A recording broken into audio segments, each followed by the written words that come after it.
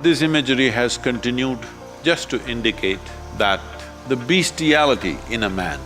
Even modern neurology recognizes that one part of your brain is that of a reptile. There is evidence to show that the reptilian brain can become more transparent and starts communicating with the outside part of the brain. Namaskaram, Sadhguru. I want to know what is the significance of the form of Mahishasura at the feet of Linga Bhairavi and the That means a man was killed by a woman. and the bull form at the sides of the yantra. Do you understand the question?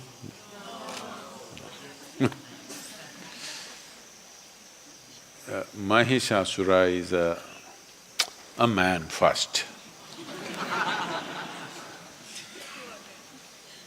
We really don't know much about him, but traditionally he got terribly bad press.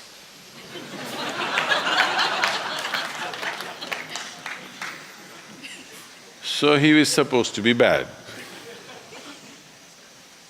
And Devi killed him. And his vehicle, poor guy, maybe he couldn't afford a horse, so you used a buffalo. And not only he was slaughtered, even his buffalo. Buffaloes can fight.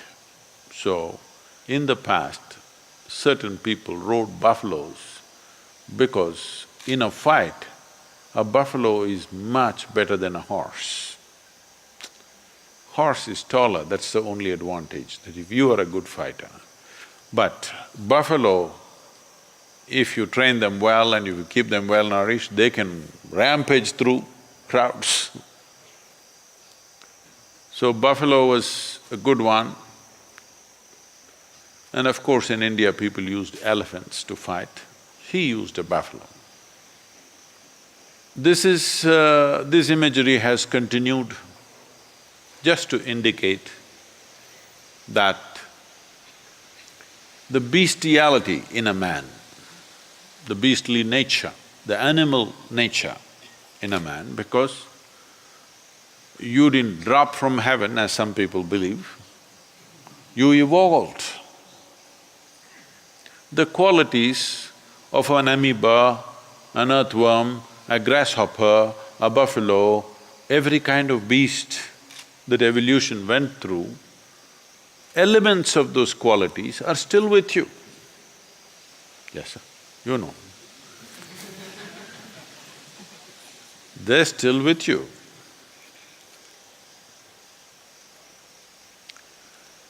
So,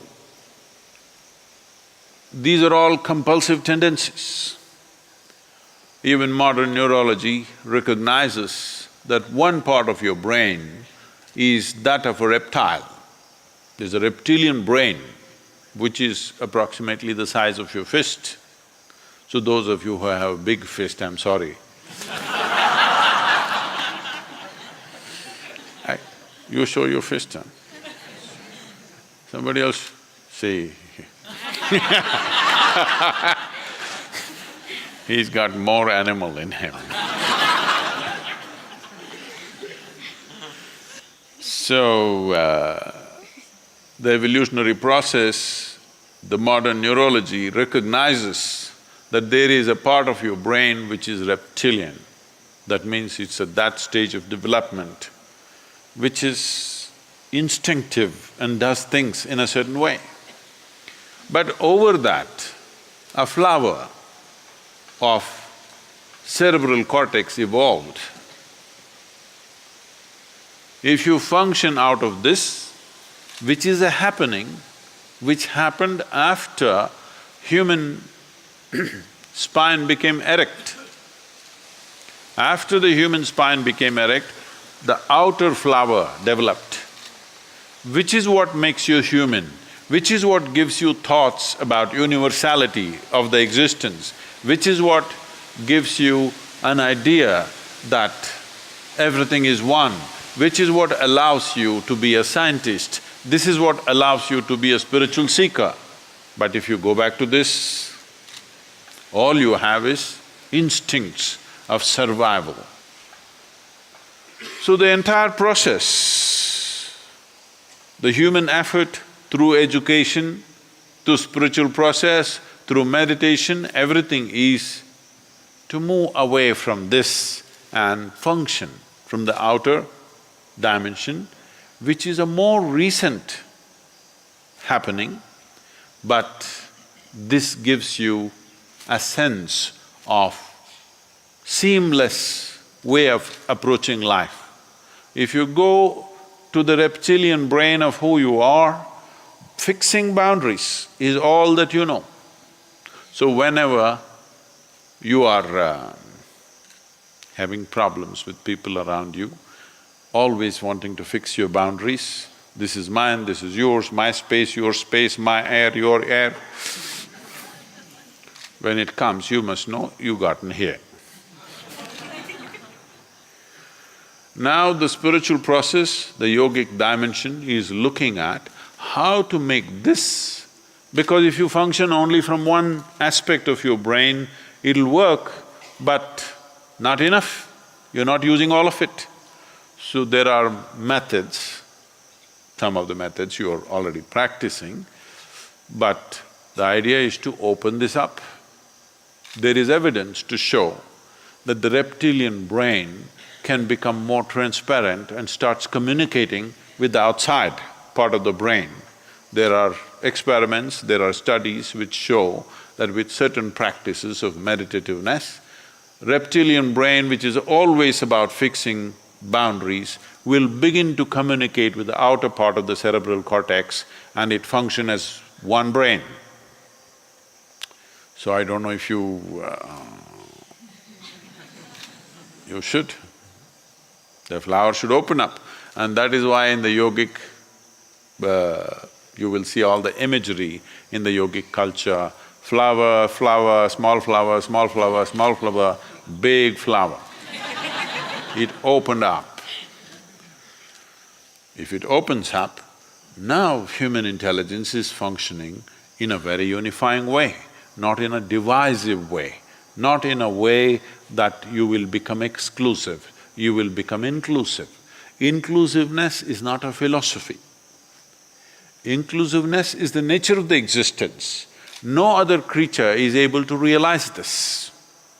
They're all busy fixing boundaries. The dog is peeing all over the place, not because of urinary problems, but he's establishing a kingdom, pea kingdom, of course. Human beings are not any different. They're doing the same things in a different way. This is mine, that is mine, that is mine, that is mine. Fixing a kingdom, when it's possible, push it a little bit. When it's possible, push it a little bit. Not possible, put the wall. Happening all the time. So, the imagery or the symbolism is that beast has been killed and put down. That is the symbolism of Mahishasura and his buffalo, dead and down. This means you are big flower. And Navaratri is coming now. That means Navaratri literally means 9 nights.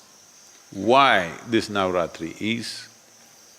Every month, after the no moon day or the new moon day as it's called here, or the Amavasya, after that, days are counted. 9th day is called Navami, that means 9. 9th day it is. These 9 days are considered feminine. Out of the 28 days, 1.5 days or nearly 30 to 36 hours is a neutral time when the full moon is on. So 27 days or the days which are calculated in a certain way. 27 days or 27 is significant with reference to the solar cycle also. So 1/3 of it is called the feminine part of the month, the 9 days. The remaining 18 days are masculine in nature. So when the feminine is on, the Devi's thing is on, so that is why in the tradition, up to Navami, all the worship is for the Devi. After that, things will change. Particularly in the tradition that comes from Kashmir, which is a very strong feminine worshipping culture, I'm talking about the past. Today if we say Kashmir, you think of terror, you think of militancy, you think of extreme manifestations of many things. But this is all started about 7 centuries ago. Before that, and even after that, for quite some time, Kashmir was a very strong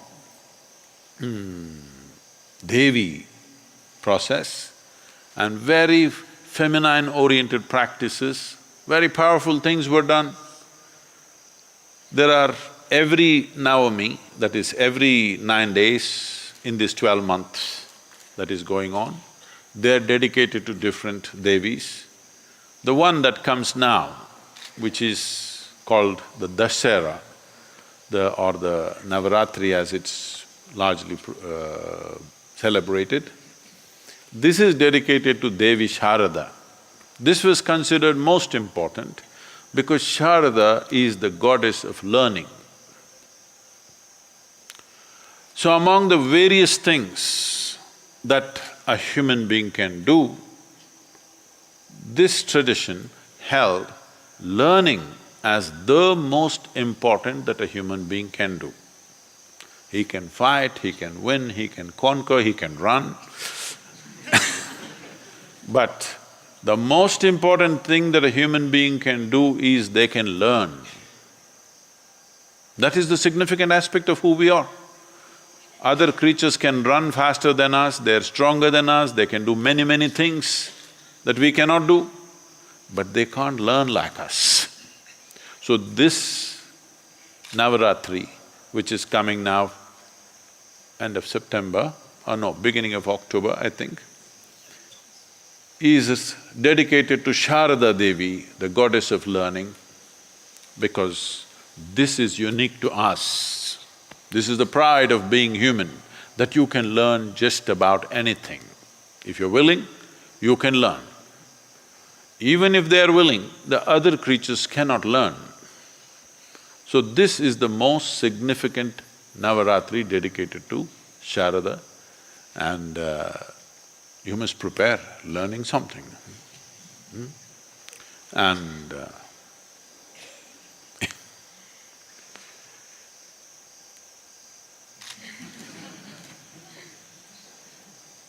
either you must open up or she will slay you.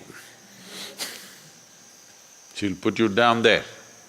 The symbolism is also this, that when masculine exists by its own nature, it naturally lives instinctively. That means this. Only when feminine enters, it can become little open. So when it opened, the masculine or the beastly nature fell at her feet because she rose out of that.